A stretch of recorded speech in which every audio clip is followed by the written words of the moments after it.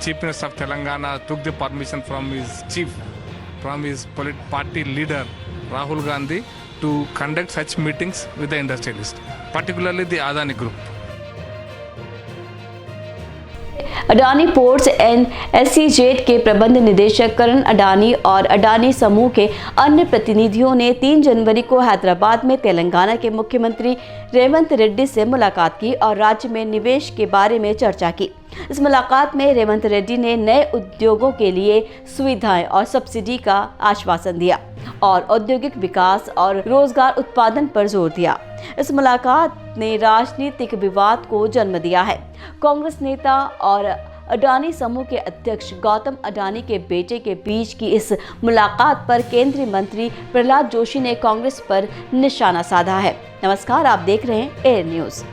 इस मुलाकात पर प्रहलाद जोशी ने कहा, अगर कोई मुख्यमंत्री निवेश पाने की कोशिश कर रहा है तो वो एक अधिकार है, लेकिन ये कांग्रेस वाले हमारी सरकार से एक व्यक्ति का नाम जोड़ते हैं और पार्लियामेंट को 1 महीने तक काम नहीं करने देते हैं।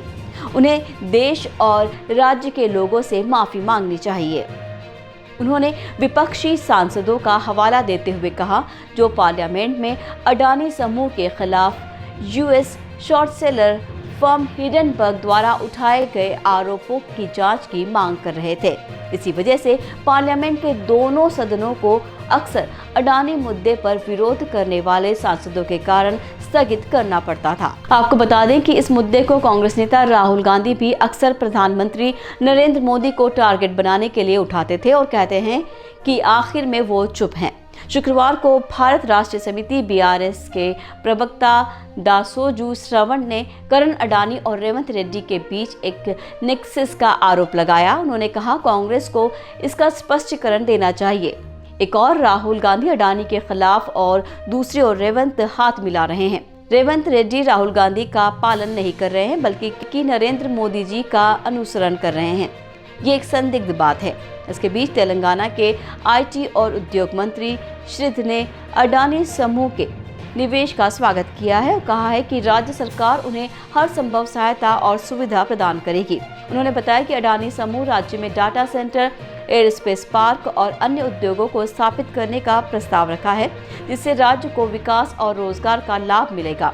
उन्होंने कहा कि तेलंगाना एक उद्योग मित्र राज्य है, जहां निवेशकों को आकर्षक नीतियां और अनुकूल वातावरण मिलता है।